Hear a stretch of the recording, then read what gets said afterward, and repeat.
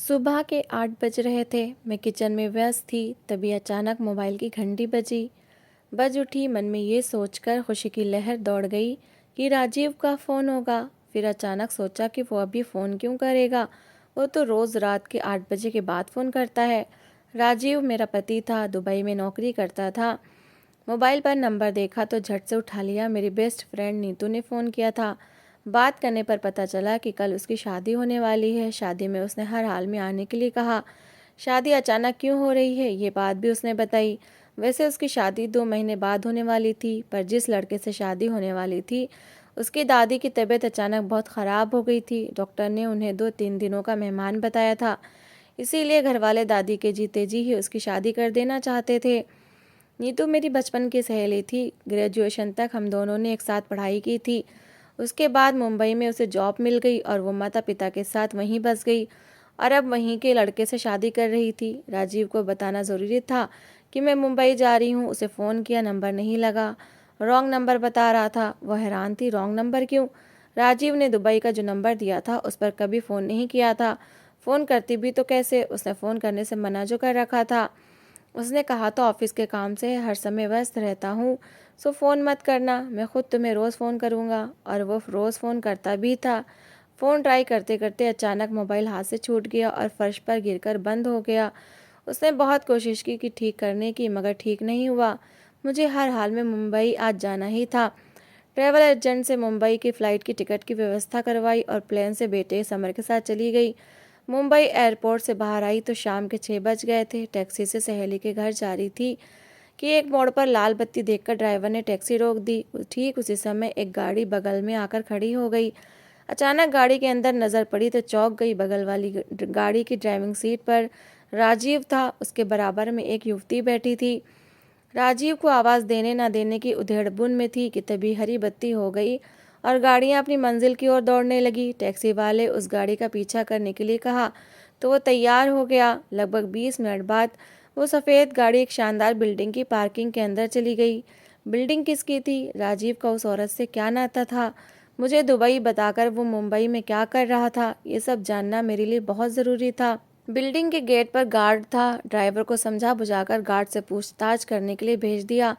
Guard से बात करके 10 मिनट बाद ड्राइवर आया तो बताया कि बिल्डिंग यहाँ के मशहूर बिल्डर अखिलेश चौधरी की है। गाड़ी से उतरकर जो युवक व युवती बिल्डिंग के अंदर गए हैं वो चौधरी साहब की बेटी नताशा और दामाद राजीव हैं। मुझे लगा भूचाल आ गया है।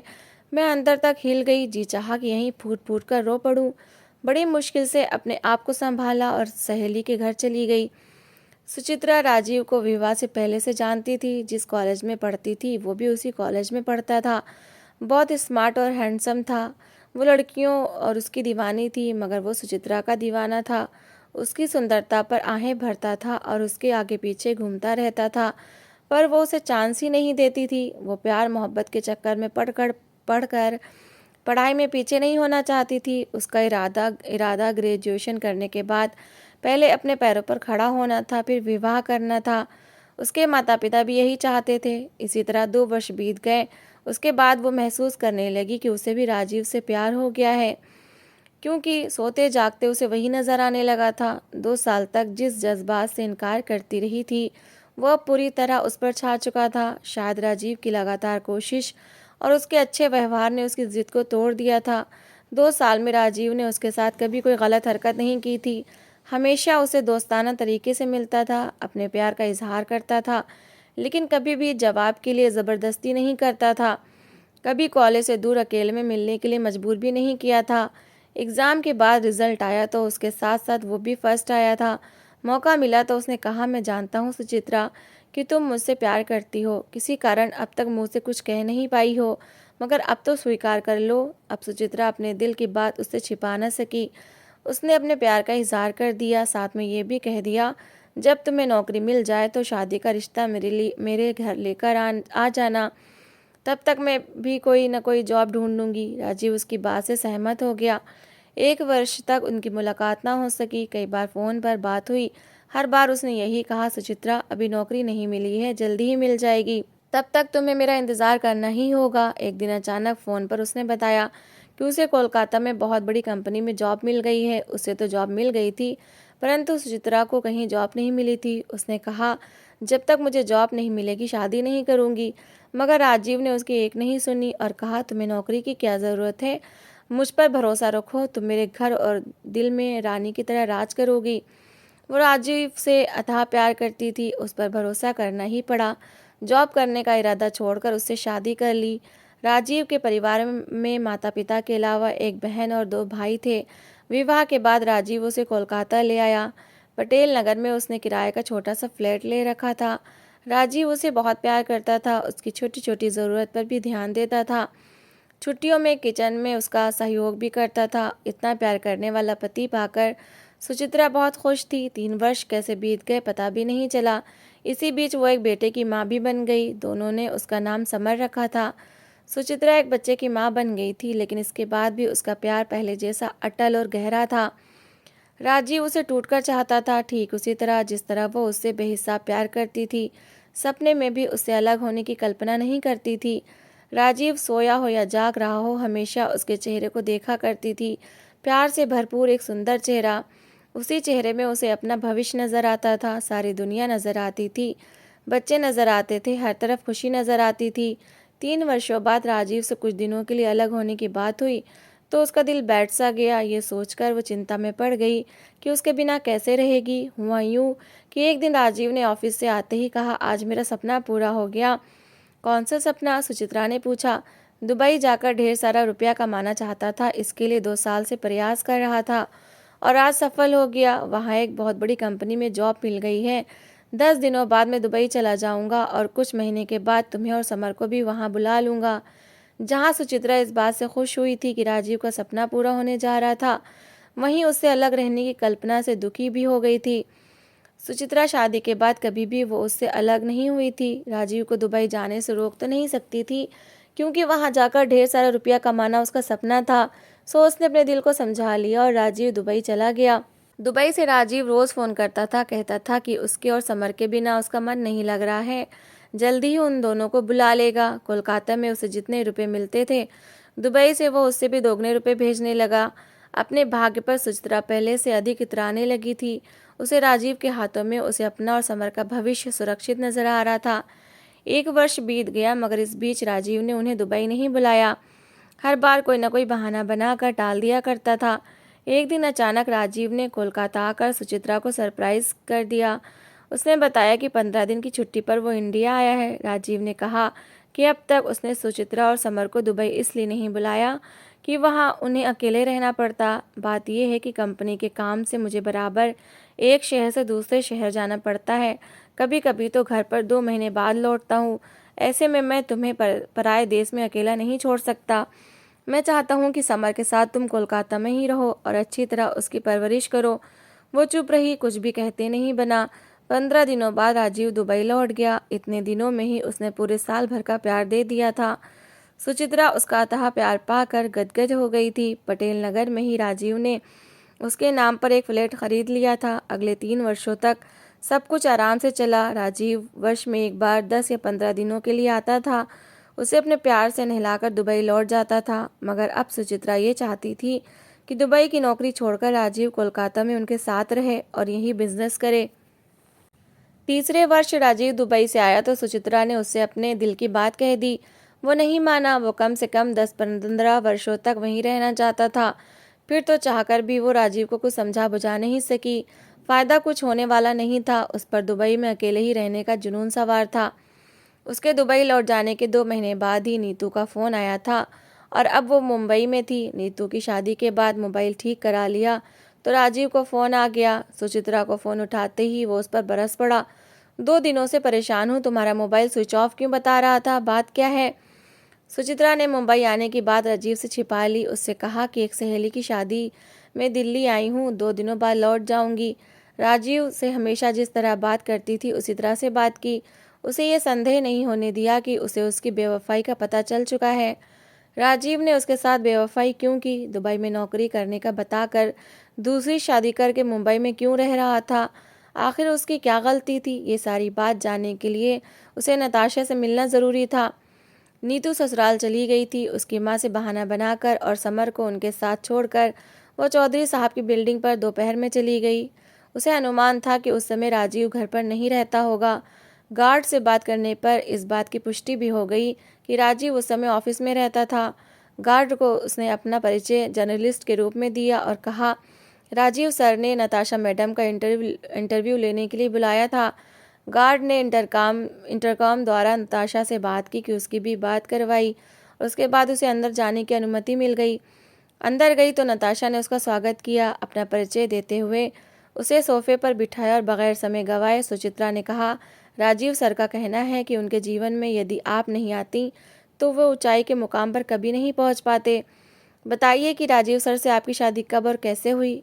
नौकर कोल्ड ड्रिंक ले आया था। कोल्ड ड्रिंक पीते हुए जैसे जैसे बातों का सिलसिला आगे बढ़ता गया वैसे वैसे राजीव से शादी करने की जानकारी नताशा उसे देती गई।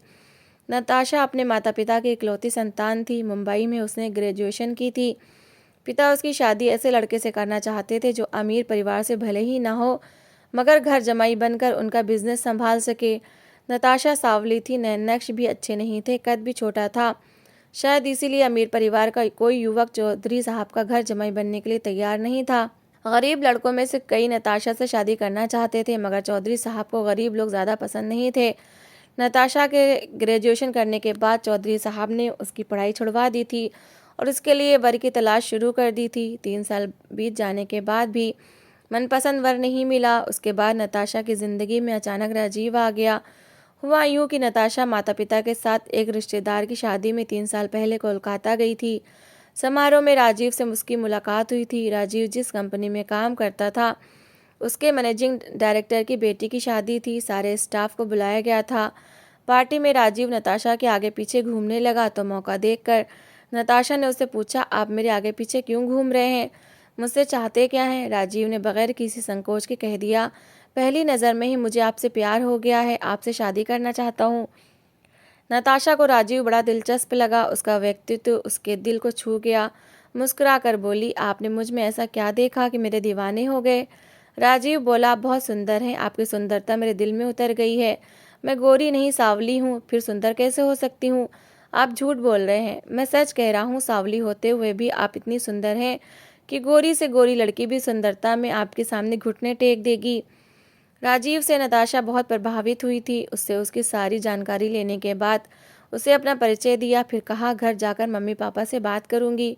पापा तो नहीं चाहेंगे कि किसी गरीब लड़के से मेरी शादी हो, पर मैं आपसे शादी करने की पूरी कोशिश करूंगी। मुझे भी आपसे पहली नज़र में ही प्यार हो गया है। राजीव ने नताशा को बताया था कि वो कुंवारा है, दुनिया में उसका कोई नहीं है।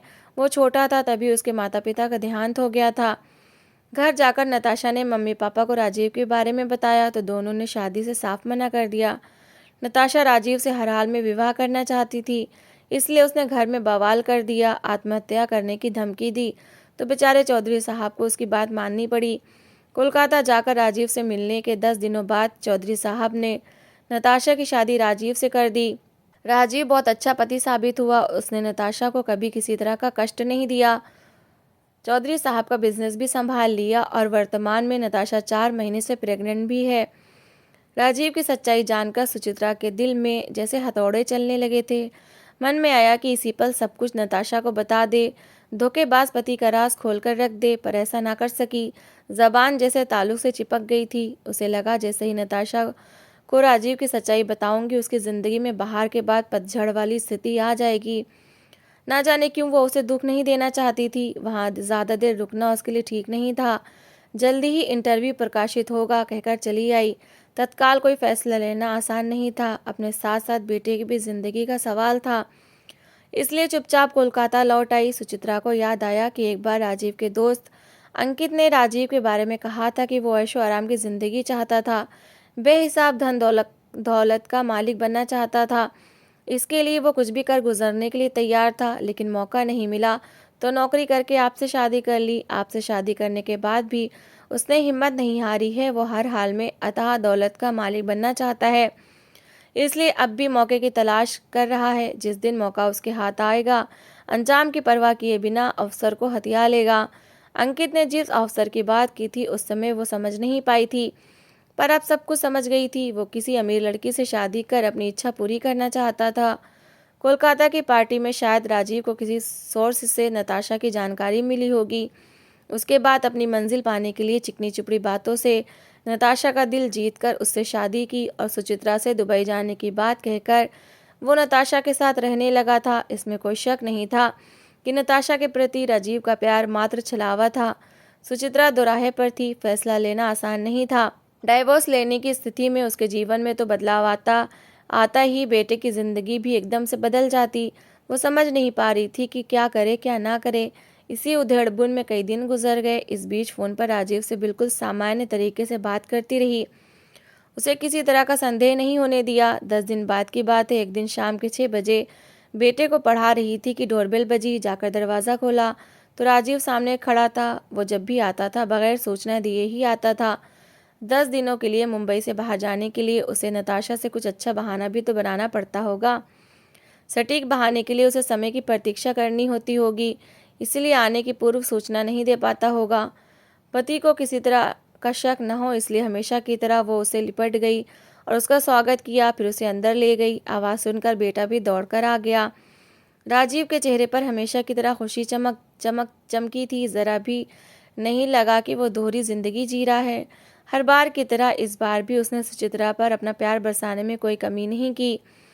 उसके मन में कई बार आया कि उसकी बेवफाई का राज खोल दे, कह दे कि प्यार का नाटक बंद कर दो, पर कह नहीं सकी। 10 दिन बाद वो चला गया। प्रति महीना 50,000 रुपये तो भेजता ही था। इस बार जाते समय उसने 2 लाख रुपये कहकर दिए कि अपने स्वास्थ्य का ध्यान रखना और समर की पढ़ाई में कोई कमी नहीं आने देना। हमेशा अन्याय का मुकाबला करो, अपने अधिकारों के लिए लड़ो, समाज में पनपती बुराइयों पर अंकुश लगाओ। ये सब स्कूल और कॉलेज में पढ़ाया गया था। सुचित्रा ने सीखा भी था, पर जिंदगी की पाठशाला में तो कुछ और ही देखने को मिल रहा था। राजीव के जाने के बाद उसने फैसला किया कि वो पति के साथ दोहरा जीवन नहीं जी सकती। अब उसे फैसला लेना पड़ेगा। इस बोझ को लेकर चलना शायद उसके बस में नहीं था। सुचित्रा ने अपनी सारी जमा पूंजी से एक बुटीक की शॉप डाली। उसमें अपनी हेल्प के लिए 2 लड़कियों को रखा। फिर राजीव को मैसेज किया कि वो दोबारा उसके पास आने की गलती ना करे। नताशा के साथ अपनी ज़िंदगी जिए, क्योंकि मुझे ऐसे पुरुष की कोई ज़रूरत नहीं जो जीवन में पैसों के लिए लोगों का इस्तेमाल करता हो। नताशा के पेट में भी एक नन्ही जान पल रही है, इसलिए वो कोई तमाशा नहीं करना चाहती, क्योंकि इन सब में नताशा की कोई गलती नहीं है। राजीव को जब ये मैसेज मिला तो उसके पैरों के नीचे से ज़मीन निकल गई थी। उसने कई बार कोशिश की कि सुचित्रा से बात करके उसे समझा बुझा ले, मगर सुचित्रा अब उससे कोई रिश्ता नहीं रखना चाहती थी। वो एक पढ़ी लिखी और होशियार औरत थी जो अपने पैरों पर खड़े होना जानती थी। तो दोस्तों, इस कहानी को लेकर आपकी क्या राय है, कमेंट बॉक्स में ज़रूर बताएं। और अगर आपको हमारी आज की कहानी अच्छी लगी हो तो प्लीज़ इसे लाइक ज़रूर करें।